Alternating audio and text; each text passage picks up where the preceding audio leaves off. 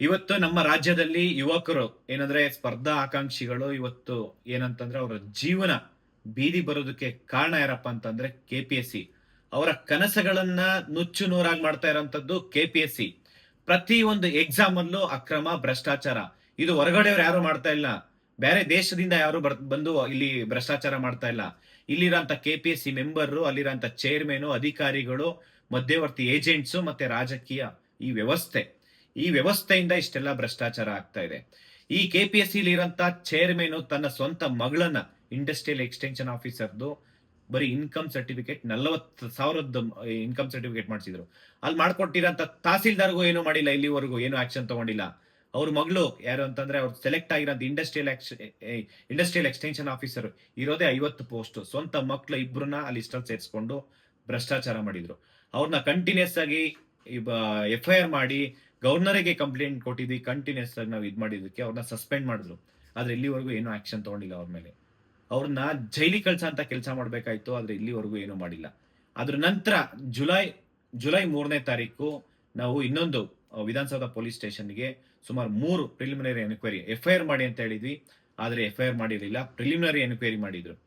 KPSC member Shanta Hosmani ಅಂತ ಹೇಳಿ ಆ ಮೆಂಬರ್ ಈ ಒಂದು ಇಂಟರ್ವ್ಯೂ ಕ್ಯಾಂಡಿಡೇಟ್ 384 KS ನೋಟಿಫಿಕೇಶನ್ ಅಲ್ಲಿ ಫೈನಲ್ ಇಂಟರ್ವ್ಯೂ ಅಲ್ಲಿ ಕ್ಯಾಂಡಿಡೇಟ್ ಯಾರಂದ್ರೆ ಮಮಿತಾ ಅನ್ನೋ ಕ್ಯಾಂಡಿಡೇಟ್ ಸೇಮ್ ಪ್ಯಾನಲ್ ಯಾರಂದ್ರೆ ಶಾಂತಾ ಹೊಸ್ಮನಿ ಅಂತ ಹೇಳಿ ಸೇಮ್ ಪ್ಯಾನಲ್ಗೆ ಅವರು ಇಂಟರ್ವ್ಯೂ ಅಟೆಂಡ್ ಆಗಿದ್ರು.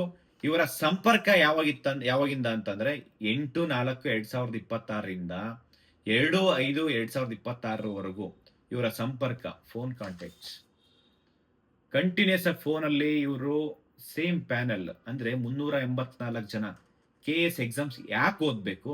ಇವತ್ತು FIR ಮಾಡಿದೀವಿ. ಇವ್ರ ಮೇಲೆ ಸರ್ಕಾರ ಇವರನ್ನ ಈ ಕೂಡಲೇ ಬಂಧಿಸ್ಬೇಕು, ಅರೆಸ್ಟ್ ಮಾಡಿ ಜೈಲಿಗೆ ಕಳ್ಸ ಅಂತ ಕೆಲಸ ಆಗ್ಬೇಕು. ಇವ್ರನ್ನ ಬಡವ್ರಿಗೊಂದ್ ನ್ಯಾಯ, ಶ್ರೀಮಂತರಿಗೊಂದ್ ನ್ಯಾಯ. ಇಲ್ಲಿ ಇದೇ ಕೆಲಸ ಯಾರಾದ್ರೂ ಬಡವ್ರು ಮಾಡಿದ್ರೆ ಸರ್ಕಾರ ಪೊಲೀಸ್ ಇಲಾಖೆ ಇಮ್ಮಿಡಿಯೇಟ್ ಅರೆಸ್ಟ್ ಮಾಡಿ ಜೈಲಿಗೆ ಕಳ್ಸ ಅಂತ ಕೆಲಸ ಮಾಡ್ತಿದ್ರು. ಆದ್ರೆ ಇಲ್ಲಿ ಈ ಕೆಲಸ ಆಗ್ತಾ ಇಲ್ಲ. ಇದು ಏನಾದ್ರೂ ಸರ್ಕಾರ ಇದನ್ನ ಸೀರಿಯಸ್ ಆಗಿ ತಗೊಂಡಿಲ್ಲ ಅಂತಂದ್ರೆ ರಾಜ್ಯಾದ್ಯಂತ ಹೋರಾಟ ಮಾಡ್ತೀವಿ.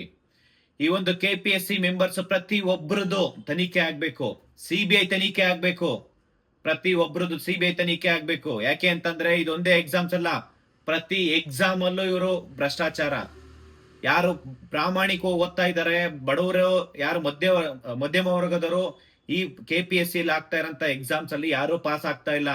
ಯಾರು ದುಡ್ಡು ಕೊಡ್ತಾ ಇದ್ದಾರೆ, ಯಾರು ಶ್ರೀಮಂತರಿದ್ದಾರೆ, ಯಾರು ಮಧ್ಯವರ್ತಿಗಳು, ಏಜೆಂಟ್ಸ್, KPSC ಮೆಂಬರ್ಸ್, ರಾಜಕೀಯ ಮಕ್ಳುಗಳು, ಅವರ ಸಂಬಂಧಿಕರು ಅವರಷ್ಟೇ ಸೆಲೆಕ್ಟ್ ಆಗ್ತಿದ್ದಾರೆ. ಇವತ್ತು ನೋಡಿ, ಇವತ್ತು KPSC ಮೆಂಬರ್ ಅಂದ್ರೆ ಒಂದು ಇಂಟರ್ವ್ಯೂ ಕ್ಯಾಂಡಿಡೇಟ್ ಸುಮಾರು 70 ರಿಂದ 80 ಲಕ್ಷ ದುಡ್ಡು ಕೊಟ್ಟು ಸೇಮ್ ಇಂಟರ್ವ್ಯೂ ಪ್ಯಾನಲ್ ಅಲ್ಲಿ ಮಾರ್ಕ್ಸ್ ಹಾಕೊಂಡು ಇವತ್ತು KS ನೋಟಿಫಿಕೇಶನ್ ಅಲ್ಲಿ ಬರೀ ಇದೊಂದೇ ಕ್ಯಾಂಡಿಡೇಟ್, ಇವ್ರೊಬ್ರೇ ಅಂತಲ್ಲ, entire list more than 300 candidates ನಾನ್ ಗ್ಯಾರಂಟಿ ಕೊಡ್ತೀನಿ. 1158 ಜನ ಕ್ಯಾಂಡಿಡೇಟ್ಸ್ ಏನೋ ಪ್ರಾಮಾಣಿಕವಾಗಿ ಓದ್ತಾ ಇರೋಂಥವ್ರಿಗೆ ಎಲ್ಲಾರ್ಗು ಮಾರ್ಕ್ಸ್ ಕಡಿಮೆ ಕೊಟ್ಟು ಎಲ್ಲಾರನ್ನೂ ಆಚೆ ಹಾಕಿದ್ದಾರೆ. ಇವತ್ತು ಪ್ರತಿ ಒಬ್ಬರು ಇದ್ರ ಬಗ್ಗೆ ಹೋರಾಟ ಮಾಡಬೇಕು. ಇದೊಂದೇ ಅಂತಲ್ಲ, ವೆಟರ್ನರಿ ಆಫೀಸರ್ ಅಲ್ಲಿ ನಾವು ಇದು FIR ಮಾಡಿದೀವಿ, ಅದು CID ಕೊಟ್ಟಿದ್ದಾರೆ. ಅದು ದೊಡ್ಡ ಮಟ್ಟಕ್ಕೆ ಭ್ರಷ್ಟಾಚಾರ. ಪ್ರತಿ ಒಂದು ಎಕ್ಸಾಮ್ ಅಲ್ಲೂ ಈಗ ಇವತ್ ಬೆಳಿಗ್ಗೆ ಇಬ್ರನ್ನ ಅರೆಸ್ಟ್ ಮಾಡಿದ್ದಾರೆ, ನಿನ್ನೆ ರಾತ್ರಿ ಅರೆಸ್ಟ್ ಮಾಡಿದ್ದಾರೆ. ವಿಧಾನಸೌಧ ಅಂದ್ರೆ KPSC ಒಳಗಡೆನೆ ಸೀನಿಯರ್ ಅಸಿಸ್ಟೆಂಟ್ ಮತ್ತೆ ಟೆಕ್ನಿಷಿಯನ್ಸ್ ಇದೇ ಪೊಲೀಸ್ ಅಂದ್ರೆ ವಿಧಾನಸೌಧ ಪೊಲೀಸ್ ಸ್ಟೇಷನ್ ಇಂದಾನೆ ಅರೆಸ್ಟ್ ಆಗಿದ್ದಾರೆ ಅವ್ರಿಗೆ. ಆದ್ರೆ ಅವ್ರಿಗೆ ಇನ್ನೂ ಏನಂತಂದ್ರೆ ಇವರು ಕಸ್ಟಡಿಗೆ ತಗೊಂಡು ಇನ್ನೊಂದು ವಾರ ಅವ್ರಿಗೆ ಎನ್ಕ್ವೈರಿ ಮಾಡಿ ಅದ್ರಲ್ಲಿ ಏನು ಸಿಗಲ್ಲ. ಕೊನೆಗೆ ಏನಪ್ಪಾ ಅಂತಂದ್ರೆ ಇವ್ರನ್ನ ಜೈಲಿಗೆ, ಇವ್ರು ಪಬ್ಲಿಕ್ ಅಲ್ಲಿ ಹ್ಯಾಂಗ್ ಮಾಡ್ಬೇಕು ಅಷ್ಟ ಪನಿಷ್ಮೆಂಟ್ ಕೊಡ್ಬೇಕಿಂತವ್ರಿಗೆ. ಇಲ್ಲಿ ಪ್ರಾಮಾಣಿಕವಾಗಿ ಓದ್ತಾ ಇರೋಂಥವ್ರು ಪಾಪ ಅವ್ರ ಲೈಬ್ರರಿಲಿ ಒಂದೊಂದು ಟೈಮ್ ಊಟಕ್ಕೆ ಇಲ್ದಿರ ಓದ್ತಾ ಇರ್ತಾರೆ. ಒಂದು ಟೈಮ್ ಊಟ 10 ರೂಪಾಯಿ ಕೊಟ್ಟು ಬಿಜಾಪುರದಲ್ಲಿ ನಾನು ನೋಡಿದೀನಿ. ಒಂದೊಂದು ಟೈಮ್ ಅಷ್ಟು ಕಷ್ಟಪಟ್ಟು ಹುಡುಗರು ಓದ್ತಾ ಇರ್ತಾರೆ. ಇವ್ರ ಅಪ್ಲಿಕೇಶನ್ ಫೀಸ್ ತಗೊಂಡು ಅವರಿಗೆ ಎಕ್ಸಾಮ್ಸ್ ಕಂಡಕ್ಟ್ ಮಾಡಿ ಸುಮ್ನೆ ಬರೀ ನಾಮಕ ವ್ಯವಸ್ಥೆ ಅಷ್ಟೇ ಮಾಡ್ತಾ ಇದ್ದಾರೆ. KPSC ಆಗ್ತಾ ಇರೋಂತ ಎಕ್ಸಾಮ್ಸ್ ಪ್ರತಿ ಒಂದು ಎಕ್ಸಾಮ್ ಅಲ್ಲೂ ಕರಪ್ಷನ್. ಇದನ್ನು ಮುಚ್ಚಾಕ್ಬೇಕು ಅಂತ ಹೇಳ್ಬಿಟ್ಟು 384 ನೋಟಿಫಿಕೇಶನ್ ಅಂದ್ರೆ ಎಕ್ಸಾಮ್ ಏನು ಇಂಟರ್ವ್ಯೂ ಲಿಸ್ಟ್ ಬಿಡೋದಕ್ಕೋಸ್ಕರ ಇನ್ನೊಂದು ಹೊಸ ನೋಟಿಫಿಕೇಶನ್ 319. ಅಂದ್ರೆ ಎಷ್ಟು ಮಟ್ಟಕ್ಕೆ ಭ್ರಷ್ಟಾಚಾರ ಇದೆ. ಒಂದಾದ್ಮೇಲೆ ಒಂದು ಇವರು ಬರೀ ದುಡ್ಡು ಮಾಡ್ಕೊಳೋದಕ್ಕಷ್ಟೇ ಮಾಡ್ತಿದ್ದಾರೆ. ಪ್ರಾಮಾಣಿಕ ಓದ್ತಾ ಇರೋಂಥವ್ರಿಗೆ ನ್ಯಾಯ ಸಿಗ್ತಾ ಇಲ್ಲ. ಇದನ್ನ ಸರ್ಕಾರ ಕೂಡಲೇ ಇದನ್ನ ಇಮ್ಮಿಡಿಯೇಟ್ ಇವ್ರನ್ನ ಅರೆಸ್ಟ್ ಮಾಡಬೇಕು. KPSC ಮೆಂಬರ್ ಇರ್ಲಿ, ಅಧ್ಯಕ್ಷರಿರ್ಲಿ, ಯಾರೇ ಇದ್ರೂನು. ಯಾಕೆಂದ್ರೆ ಇವತ್ತು ರಾಜಕೀಯ ವ್ಯಕ್ತಿಗಳು ಅಹ್, ಅಹ್, ಏನು ಪ್ರೊಟೆಸ್ಟ್ ಮಾಡಿದ್ರೇನೆ ಅರೆಸ್ಟ್ ಮಾಡ್ಬೇಕಾ? ಇದನ್ನ ನೀವು ಸೀರಿಯಸ್ ಆಗಿ ತಗೊಂಡಿಲ್ಲ ಅಂತಂದ್ರೆ ನಾವು ಯಾವ ರೀತಿ ನೇಮಕಾತಿಗೆ ಹೋರಾಟ ಮಾಡಿದೀವಿ ಅದ್ರ 100 ಪಟ್ಟು ದೊಡ್ಡ ಮಟ್ಟಕ್ಕೆ ಹೋರಾಟ ಮಾಡ್ಬೇಕಾಗುತ್ತೆ. ಸರ್ಕಾರ ಇದನ್ನ ಗಮನದಲ್ಲಿ ಇಟ್ಕೊಳ್ಳಿ.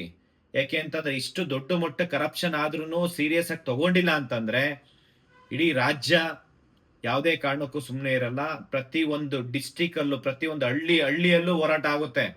KPSC ಇರೋಂತ 16 ಜನನು ರಾಜೀನಾಮೆ ಕೊಡ್ಬೇಕು. ಅವ್ರ ಅಷ್ಟು ಜನದ ಮೇಲೂ CBI ತನಿಖೆ ಆಗ್ಬೇಕು.